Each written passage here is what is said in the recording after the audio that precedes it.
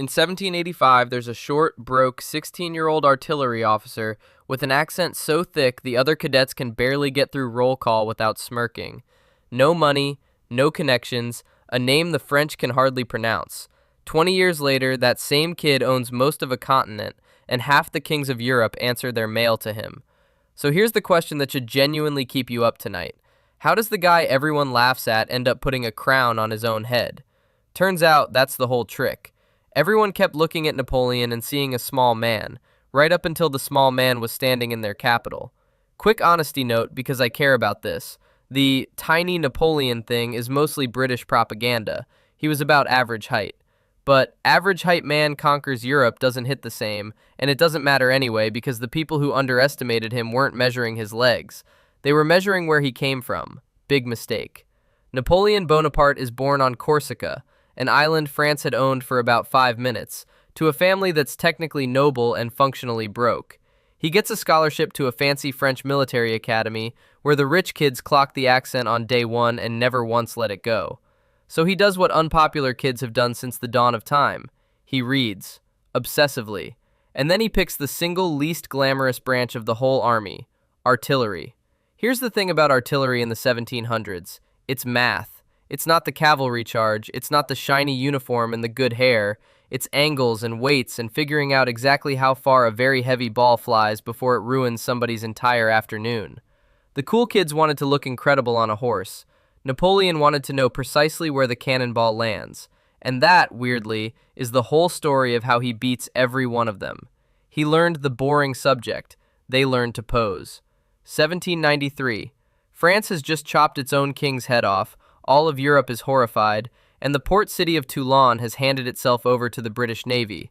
So the French army marches down to take it back, led by generals who are, and I'm being generous here, not good. They're completely stuck. Then a 24-year-old captain nobody sent for wanders up to the map and says the thing every general somehow missed. Forget the city. See that hill? Put my guns on that hill and my guns own the harbor. And if I own the harbor, the British fleet can't stay.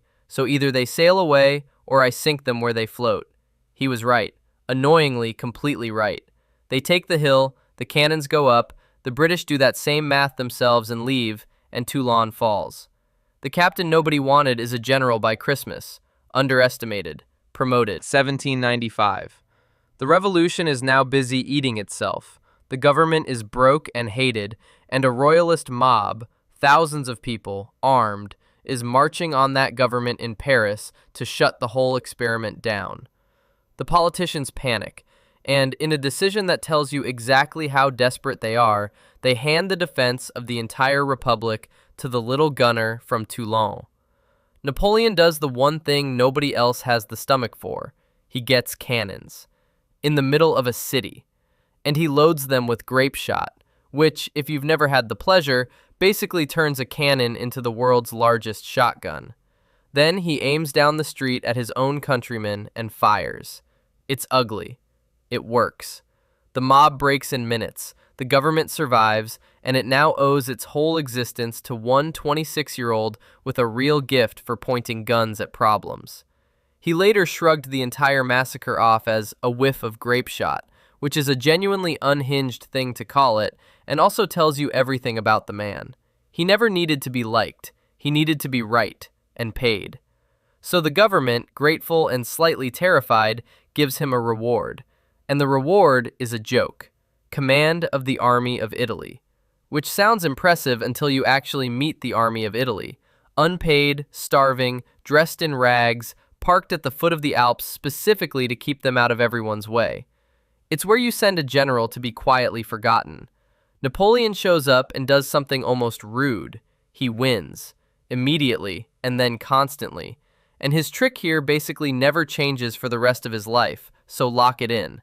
Armies back then moved slow and fought polite. Napoleon moved fast and fought dirty smart. He'd find two enemy armies, wedge himself between them before they could join hands, and beat them one at a time. Because two small fights you win will always beat one big fight you might lose. He fed his starving men by promising them the next town's supplies and then actually delivering. Inside a year, the ragged, nobody army has conquered northern Italy and is mailing wagon loads of treasure and stolen art back to Paris. The forgotten general is suddenly the most famous man in France. Underestimated, promoted. You see it now.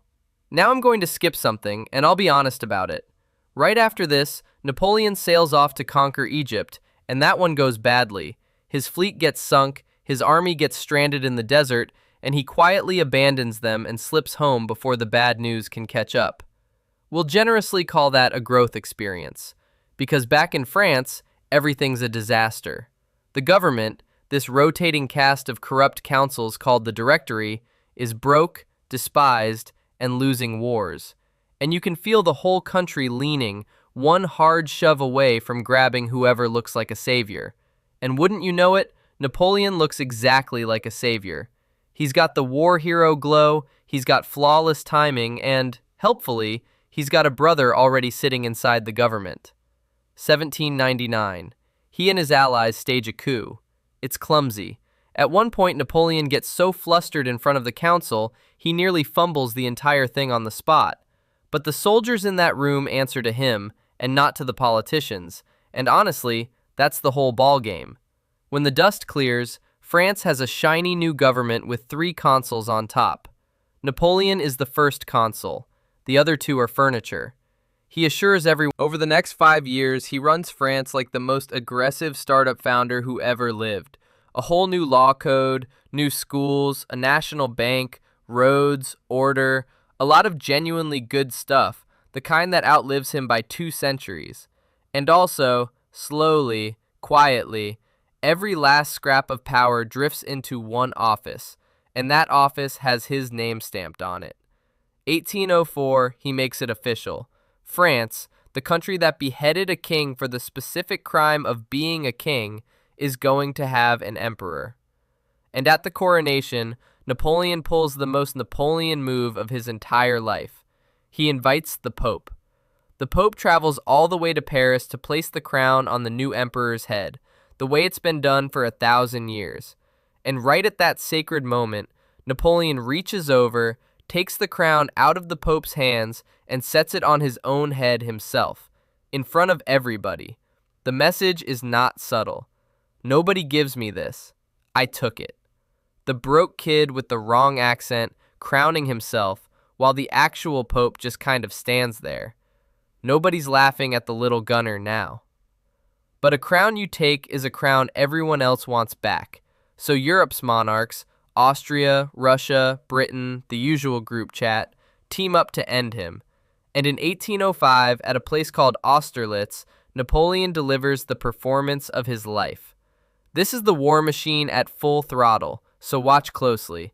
He'd carved his army into self-contained chunks called corps, each one basically a mini army that could march down its own road and survive a whole day of fighting alone until the rest showed up.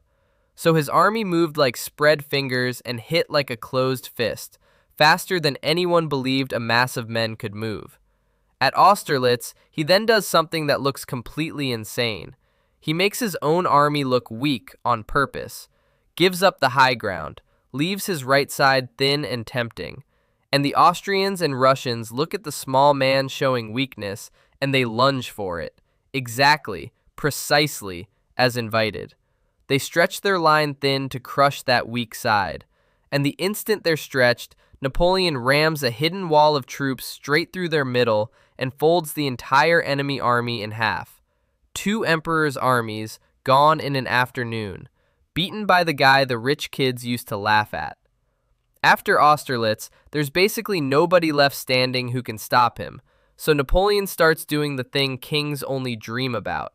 He hands out crowns, makes his own brothers kings, redraws the map of Europe with a pen and a shrug, and for a few wild years, from Spain to Poland, an entire continent runs through one man's desk.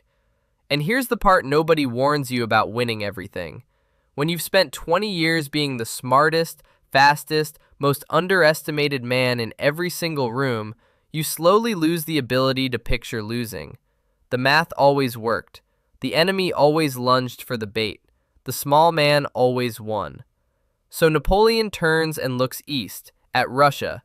this enormous, freezing, stubborn country. And for the first time in this entire story, he's the one who looks at something huge and sees something small.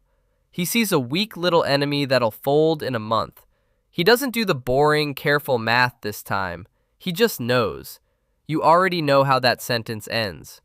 In 1812, 600,000 men follow Napoleon into Russia. A few months later, almost none of them walk back out. Not broken by some glorious battle, but by distance and winter and an enemy that simply refused to take the bait. The man who conquered Europe by never being underestimated lost it all the very moment he started underestimating someone else. But that collapse, the retreat, the snow, the empire coming apart one betrayal at a time, that's a whole other lesson, and we're going to do it properly. For now, just remember how it started. A broke kid with the wrong accent who picked the boring subject and learned exactly where the cannonball lands. History keeps the receipts. Class